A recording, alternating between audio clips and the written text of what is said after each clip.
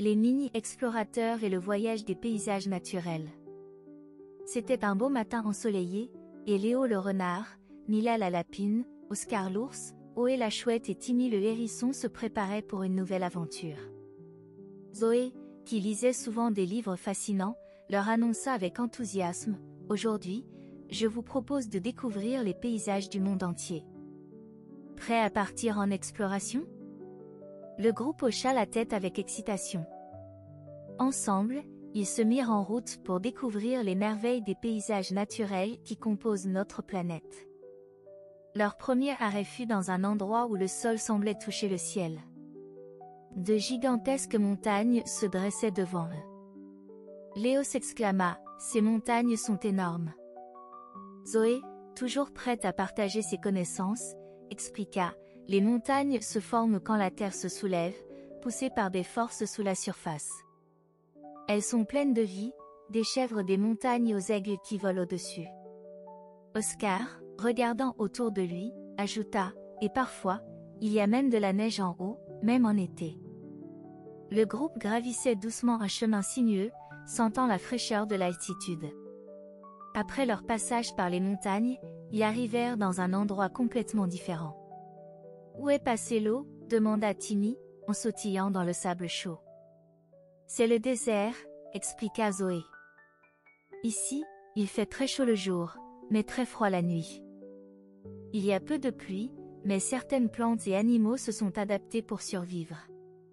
Regardez ce cactus, il garde l'eau dans ses branches pour survivre aux sécheresses. » Mila observa un lézard courir à toute vitesse sur le sable et sourit, « Même ici, la vie trouve un chemin. » Ensuite, les mini-explorateurs entrèrent dans une forêt si dense que les rayons du soleil avaient du mal à traverser.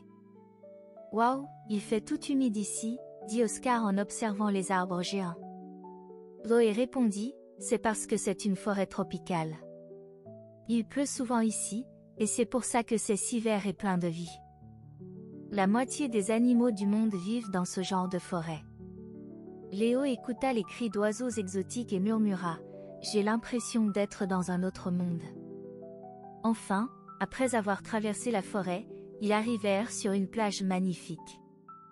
Les vagues venaient s'échouer doucement sur le sable, et l'air sentait le sel. « La mer !» cria Mila, en sautillant de joie. « Oui, » dit Zoé, « l'océan recouvre plus de la moitié de notre planète.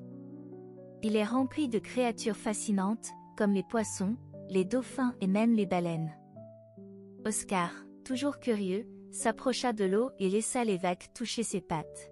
« L'eau est si grande et sans fin, » dit-il en admirant l'horizon. Après cette journée d'exploration, nos amis étaient fatigués, mais heureux d'avoir découvert tant de merveilles. Ils s'allongèrent sur la plage pour admirer le coucher du soleil, remplis de gratitude pour la beauté du monde qui les entoure. Les mini-explorateurs ont encore tant d'aventures à vivre. Si toi aussi tu veux découvrir la nature avec nous, n'oublie pas de t'abonner et de laisser un pouce bleu pour ne rien manquer de nos prochaines explorations.